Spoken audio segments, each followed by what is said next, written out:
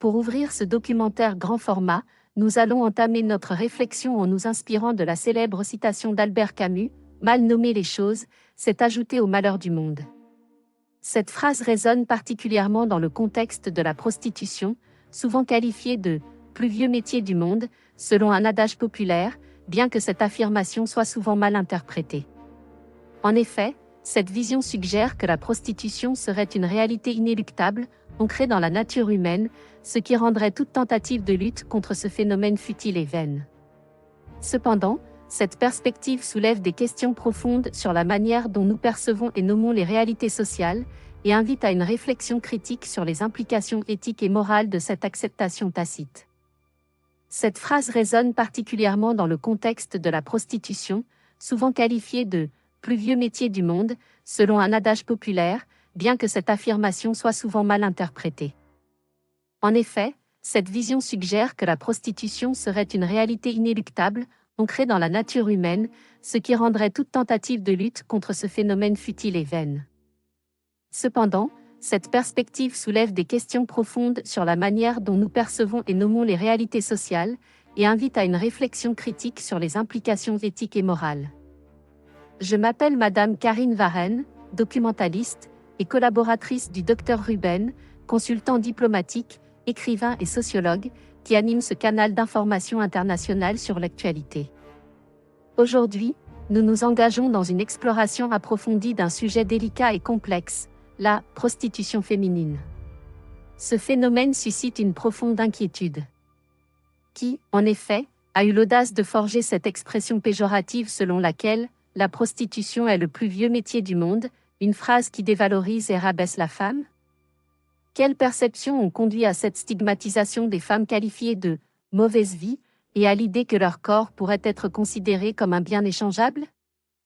Enfin, depuis quand les gestes d'affection, tels que les présents ou les cadeaux offerts par un homme à une femme après un rapport sexuel consenti, ont-ils été transformés en transactions commerciales, réduisant ainsi des relations humaines à de simples échanges mercantiles? Il est essentiel de revisiter les faits historiques relatifs à la prostitution, car dans les civilisations anciennes, qu'elles soient africaines, asiatiques, européennes, américaines ou océaniques, il n'existe aucune preuve que les femmes se livraient à la prostitution sexuelle en échange d'argent ou de biens matériels. Croire le contraire, par une naïveté excessive, témoigne d'une certaine malhonnêteté intellectuelle et d'un manque de culture. Dans ces sociétés, la naissance d'une fille était souvent perçue comme un signe annonciateur d'un mariage futur, les parents étant fiers de l'élever comme une épouse exemplaire. À cette époque, les enfants, en particulier les jeunes filles, étaient profondément ancrés dans leur milieu familial, vivant souvent avec leurs parents même à l'âge adulte. C'est le cas de Rebecca, l'épouse du patriarche Isaac, ainsi que de Léa et de sa sœur Rachel, épouse du patriarche Jacob. Ces femmes demeuraient sous le toit parental, préservant leur virginité grâce aux valeurs et aux traditions de leur culture ancestrale. Il est essentiel de souligner qu'aucune femme, quelle que soit sa culture, ne devrait sacrifier son corps au désir de partenaires inconnus, venus de divers horizons, car le corps féminin est sacré. C'est la femme qui porte la vie, assurant la continuité de la lignée familiale et le renouvellement de l'espèce. De plus, il est crucial de ne pas réduire la sexualité féminine à une simple transaction ou à un acte dénué de sens.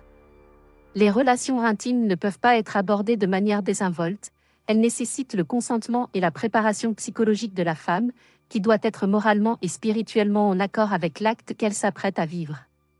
Ce n'est pas une question de gain matériel ou de présent, mais d'une connexion authentique. En explorant l'histoire, on découvre que les premières formes de prostitution n'étaient pas présentes dans les petites communautés, mais plutôt dans les grandes cités de Mésopotamie, des lieux où les imperfections humaines et les débauches évoquées dans les récits anciens prennent tout leur sens. En explorant l'histoire, on découvre que les premières formes de prostitution n'étaient pas présentes dans les petites communautés, mais plutôt dans les grandes cités de Mésopotamie, des lieux où les imperfections humaines et les débauches évoquées dans les récits anciens prennent tout leur sens. Il est également rapporté que certaines femmes stériles, en quête de maternité, se consacraient à la déesse de la fertilité, Ishtar, devenant ainsi les épouses de plusieurs hommes, une pratique qui illustre les complexités des relations et des rôles féminins dans ces sociétés anciennes. Loin des perceptions contemporaines du métier de la prostitution, il est fascinant de constater qu'à une époque révolue, cette pratique était perçue comme une forme de célébration divine à travers l'union des corps. Dans les civilisations de l'Antiquité, notamment en Grèce, à Rome et en Égypte, les péripatéticiennes, ou prostituées, occupaient une place notable dans la société. À Rome, il était conseillé de fréquenter les lupanars, des maisons closes, pour assouvir leurs désirs avec des femmes de mauvaise vie, tout en feignant la modestie auprès de leurs épouses. Bien que la prostitution ne soit pas le plus ancien métier connu, l'agriculture ayant des racines bien plus profondes, le commerce du sexe tel que nous le connaissons aujourd'hui a vu le jour avec la civilisation gréco-romaine. Au fil du temps, la prostitution féminine a évolué pour devenir un véritable phénomène social, désigné sous le terme de « prostitution profane ». C'est ainsi que les premières maisons closes ont vu le jour, générant des profits qui allaient directement à l'État. Ces établissements répondaient à l'appétit sexuel des classes les plus riches de la société. Au sommet de la hiérarchie se trouvaient les courtisanes ou hétaïres, souvent en relation avec des figures influentes du pouvoir, comme Aspasie, la compagne de Périclès, qui a su exercer une influence considérable dans son époque. L'Empire byzantin, sous le règne de Justinien Ier et de son épouse Théodora, entre 527 et 565, représente une période fascinante de l'histoire, marquée par des réformes audacieuses et des défis sociaux. Théodora, qui avait des origines modestes, étant la fille d'un montreur d'ours dans un cirque, avait connu une vie tumultueuse en tant qu'actrice et hétaïre, un statut qui, bien que plus respecté que celui de la prostituée ordinaire, lui avait valu des critiques et des préjugés. Cette expérience personnelle a sans doute influencé leur vision des questions sociales, les poussant à s'attaquer à la problématique du proxénétisme. Justinien, conscient des maux que cette pratique pouvait engendrer, a promulgué des lois sévères pour punir les proxénètes, fermant les bordels et tentant de moraliser la société. En parallèle, Théodora a commencé un projet ambitieux en créant le premier centre de réhabilitation sociale, visant à offrir une seconde chance aux femmes impliquées dans la prostitution. Aujourd'hui, le proxénétisme est défini comme l'assistance ou la protection de la prostitution d'autrui, et en Belgique, il est strictement prohibé par la loi, témoignant des évolutions des mentalités et des législations face à ce phénomène complexe. Le début du Moyen Âge occidental est marqué par des attitudes complexes envers la prostitution, notamment parmi les tribus germaniques qui la percevaient comme une malédiction à éradiquer. Théodoric, un roi influent de cette époque, fut l'un des premiers à adopter une approche violente contre cette pratique, infligeant des peines sévères aux proxénètes, des individus qui tiraient profit de la misère d'autrui. Toutefois, c'est avec l'instauration du « Code Alaric » que la répression des prostituées a pris une tournure plus systématique. Ce code stipulait que les femmes engagées dans la prostitution étaient considérées comme tout aussi coupables que leurs souteneurs, les rendant ainsi passibles de châtiments corporels, tels que le fouet.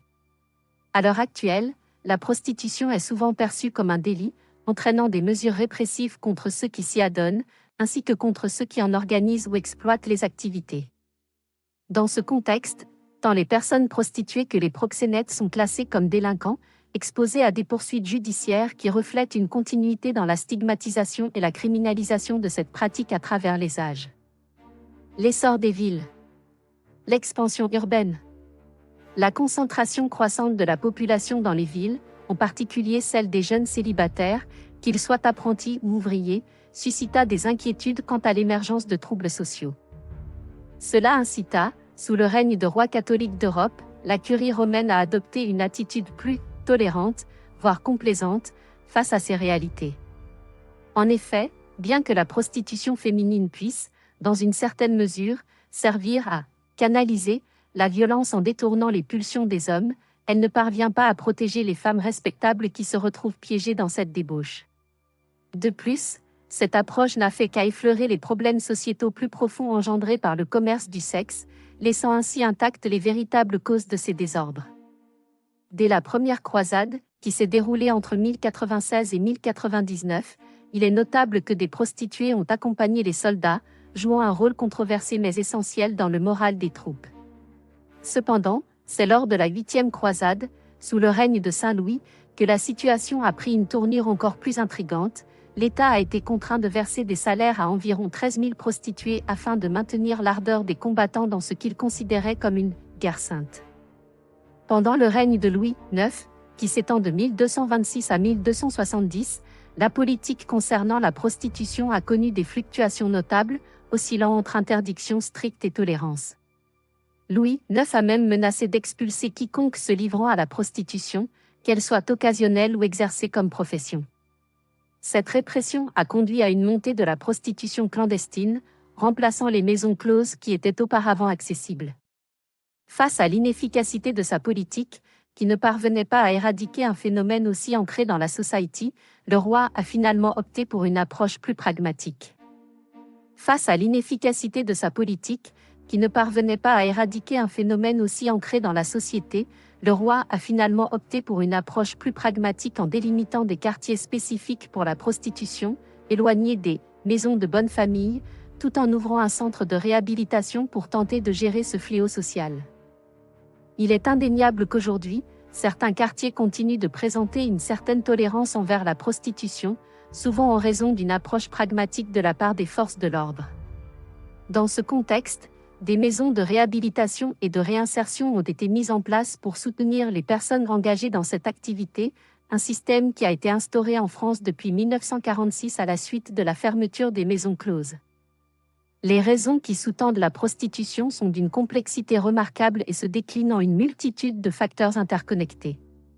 Parmi ceux-ci, on trouve des éléments sociaux et psychologiques qui jouent un rôle prépondérant. Par exemple, des expériences traumatisantes telles que la violence au sein de la famille, le sentiment d'abandon ou encore les injustices subies durant l'enfance, que ce soit dans le cadre familial ou scolaire, peuvent profondément affecter l'estime de soi d'un individu. Les abus sexuels, qu'ils soient des viols, des incestes ou des actes de pédophilie, ajoutent une couche supplémentaire de souffrance et de culpabilité, conduisant certaines personnes à percevoir leur corps comme un objet à marchandise. Cette dynamique tragique illustre comment des circonstances adverses peuvent pousser des individus vers des choix désespérés, souvent en quête d'une forme de survie ou d'évasion. Conclusion. La prostitution féminine, en tant qu'activité illégale selon la législation en vigueur, soulève des questions éthiques et morales profondes. En effet, la légalisation de cette pratique est perçue comme une grave erreur de la part du public, le législateur, en cherchant à encadrer le commerce du sexe, a, dans une moindre mesure, légitimé des réseaux d'exploitation et de soumission. La notion de « le plus vieux métier du monde » ne doit pas servir d'argument pour justifier une pratique qui, au fond, est souvent synonyme de violence et de dégradation. Il est impératif de promouvoir des alternatives qui respectent la dignité humaine et de lutter contre toutes les formes d'exploitation. Merci à toutes et à tous d'avoir suivi ce documentaire. Si ce sujet vous a touché, partagez cette vidéo. Écrivez-nous, laissez un commentaire, aimez la publication et abonnez-vous à nos pages pour continuer ensemble nos réflexions sur la mémoire, la famille, la spiritualité, la santé, la diplomatie, la politique et l'actualité mondiale.